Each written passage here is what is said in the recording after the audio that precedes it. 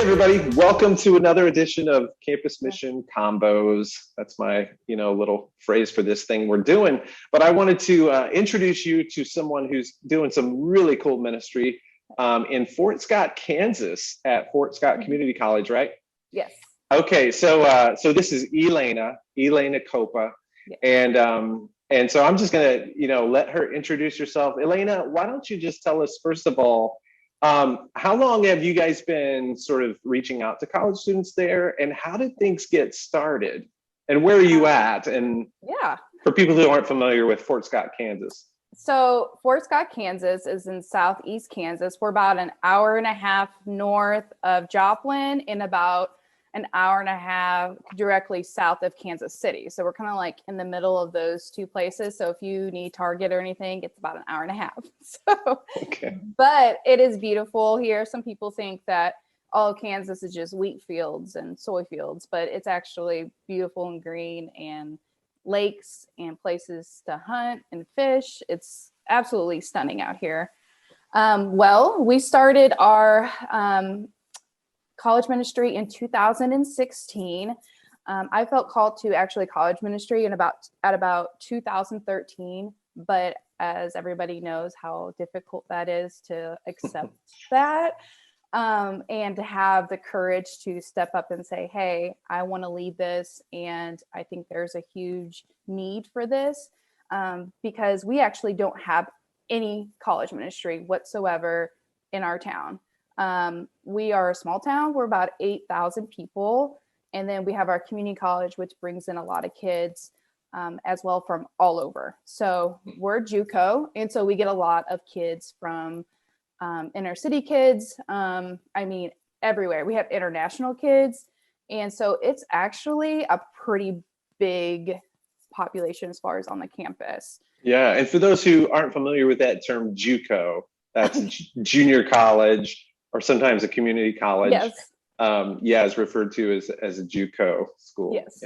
Yeah. So we have a lot of kids that were D1 athletes and are coming here to get a second chance, basically. So if anyone's ever familiar with like watching Last Chance U, that's basically my life. So, oh, wow. So I deal with a lot of kids that have never heard the gospel. This is the first time maybe even conversating with somebody that is, I'm Mexican, but from Southeast Kansas, like country. So this is like their first time in this type of environment. And so it's just really cool to connect with all of them. Yeah, I have a huge love for them. I have a huge love for inner city kids because I was once one of those kids. Yeah. And so that was my initial drive, was I need to help these kids because whenever I was in college, I went through this just rebellious stage. And I actually didn't come to Christ until I was about 17 years old. And so I fell away from that whenever I first got into college. And when I was about 19, so about a year in, I was like, I can't live like this. And there's something greater out there. And so that's when I moved to California, because I'm kind of like that. Nice. So you're a part of a Nazarene church there in Fort Scott? Yes. And at some point, 2013, you start feeling called to work with college students or do college ministry. Yeah. And then it took a few years to kind of like figure out how to take steps towards that. Yes. Tell us a little bit about how did the church like initially like launch? Like, what were some of your first steps as you started to engage the campus? Our first initial steps was just approaching my pastor, and he's just like, oh my gosh, I can't believe you've been sitting on this for like 3 years. Like, let's get started. I have a super supportive pastor who is willing to do whatever we can to reach these kids. So he's like, anything we can do, let's put together a team, pray about it, pray how God leads you. So I got a team together. Our first event actually was a finals night, and now it's actually our biggest event that we throw at our church. So we open up our church and we basically make room for them. We give them free Wi-Fi. We feed them throughout the night. We have a big dinner together at about 9:00, and we serve students. We have professors come in and help tutor them. And it's just a really cool time for them to get to know us and us to get to know them. and them to see that, we're not doing this to get anything back from them. This is simply to serve them. Yeah. And so with that, we started to get a little bit more attention. I started making more relationships with the coaches, because the coaches were like, this is great. Anything we can do to help the kids academically. And so that developed a lot of relationships with the administrators on campus. And we've gotten like the news to come locally, in our area, and they've came to see what we're doing. And so it's just, we've built some traction through that. Yeah. And then we also do services. So I started off doing Bible studies. And actually the first year there was one Bible study I didn't have anyone show up to. And I was like, been there, done that. Yeah. And I'm like, what is going on, God? Like, I know that this is what you called me to, but I kept praying. And now we are going into full-on college services starting here in September. We'll have worship, sermons, group discussions, events, and is that what you call, I've been following on Instagram a little bit, that's the Well? The Well, yeah. We're called the Well. Yeah. And that was originally just something that really spoke to me, especially in this town, in John chapter 4 with the woman at the well. Yeah.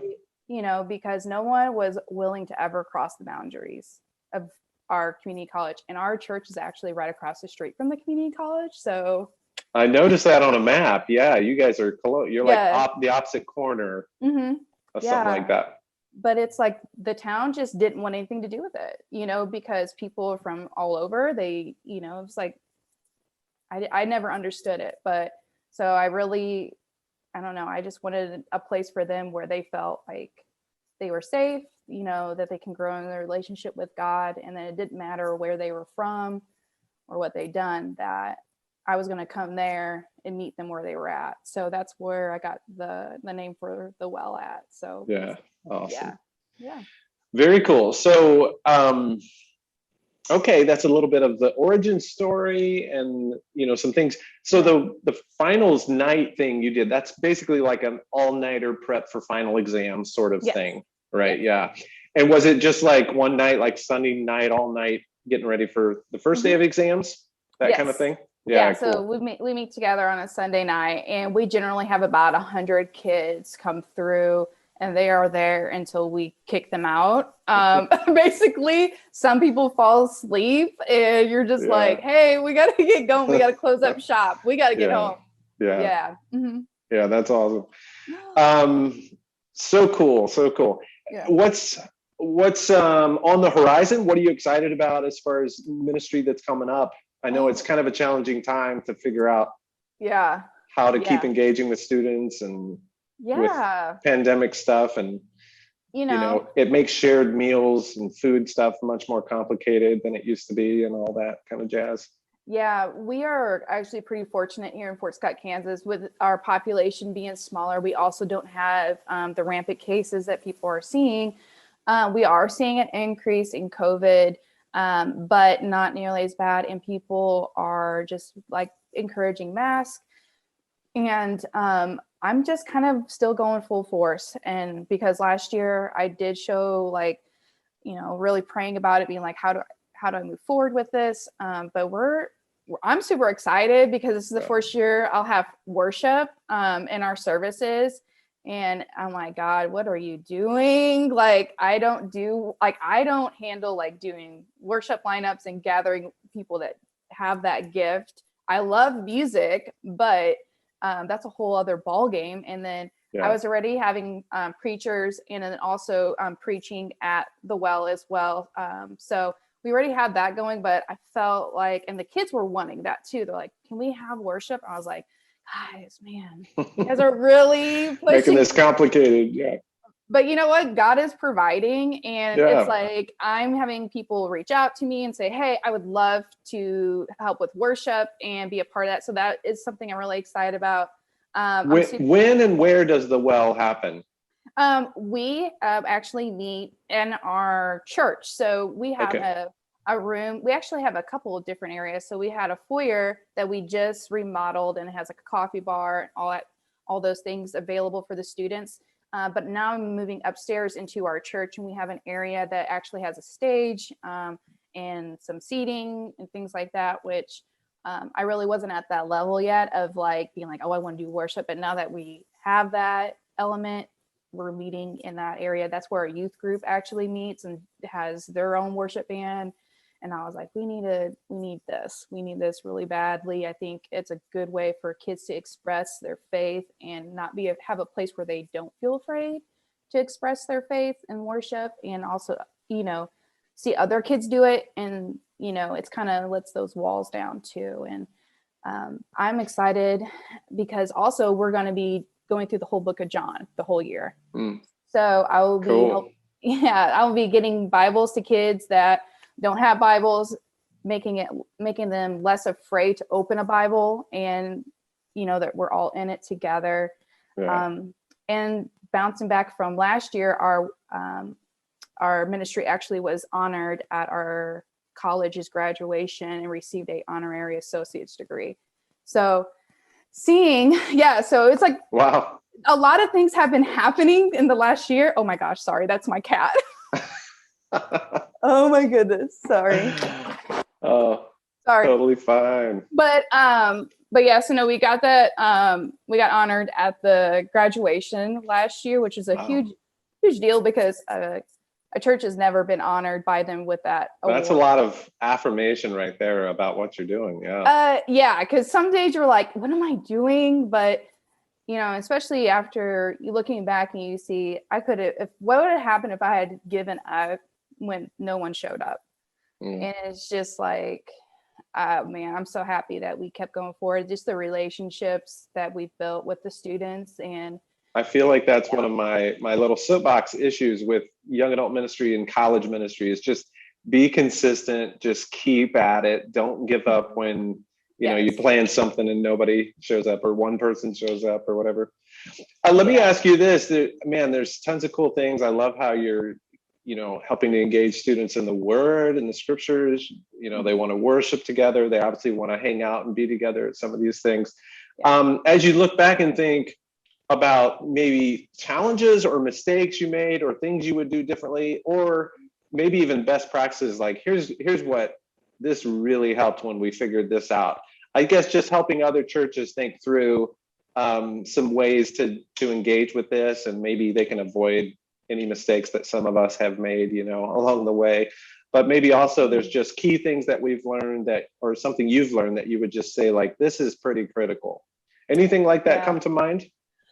I would say be genuinely interested in the kids, following up with them, keeping those relationships genuine and fresh. And also, I feel like just listening to how God's leading you. So I think a lot of times I'm a doer. So I'm like, I'm going to do what's best instead of first praying about it. So that's something I've done, made it a routine every summer. I really seek God during that time.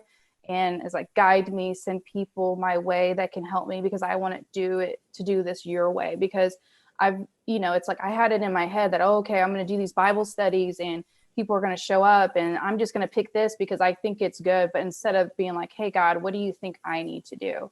And I think really seeking him in those moments is you can't go wrong, and to get your encouragement from God and not from people, and knowing that this is what you're called to do and that God's going to provide for you, and just not to lose hope. Because I think a lot of times in ministry, especially with everything that's going on, that can bring you down. But there are kids out there, always, have cards on you, whatever you need to do. But I would definitely say just, seeking God in it is like the biggest thing. Because I think sometimes we worry a little too much about how everything looks and what we're going to do. And I think what's important is that it's genuine and that you seek God with it. But I think the connections, making those real life connections, putting in the footwork, getting on the campus, being seen by the other students, get your church involved as well. Yeah. And that's been really amazing for us and what has really grown us. So we kind of took it as we're just going to do these Bible studies. Well, then my husband, who's pretty amazing, was like, Elaina, you got to think of something different, because you got to get them to you, and you got to find a way to like have that relationship. And I was like, okay, all right, well, how am I going to get on campus? And he goes, well, we had the whole men's basketball team coming to our church because the coach comes to our church. Oh. And so he said, let's support them and help mentor them, and we can celebrate them and go to all their games, and we can call ourselves crazy fans. And I was like, that sounds absolutely ridiculous, but I kind of love it. And so a lot of times that craziest idea is the right idea. So we've been doing that for 5 years. Oh, wow. It definitely got people's attention. And the coaches were like, hey, I want to talk to this lady that's doing this. And I think it's cool that the whole church is there. Like, we have a whole section and it's nothing but our church. So don't be afraid to reach out to your church. Because I thought, oh my gosh, I got to do this on my own. Get your church involved, because they make an impact too. And then it blesses them, and they make these relationships with these kids. Amazing.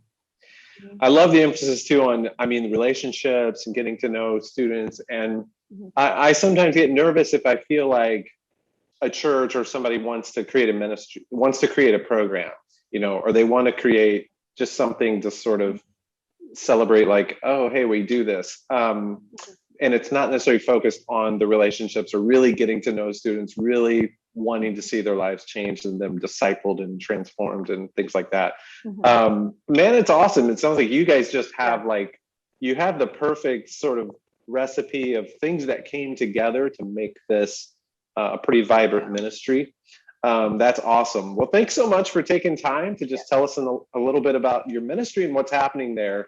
And you may not even known you were part of this campus mission network, but in the Church of the Nazarene, we're trying to help more and more churches and leaders like you who feel called to reach out to students. We're trying to help them, figure out some steps to take and just kind of network everybody, connect on, because sometimes you do feel like you're kind of on your own, you're on this island, and what good am I really doing and all of that. But hey, we celebrate you. You're doing awesome. And we celebrate your church and the vision to reach students at that campus. Thanks a lot, Elaina. Thank you. Hey, take care. We'll check in with you soon. Yes, definitely do.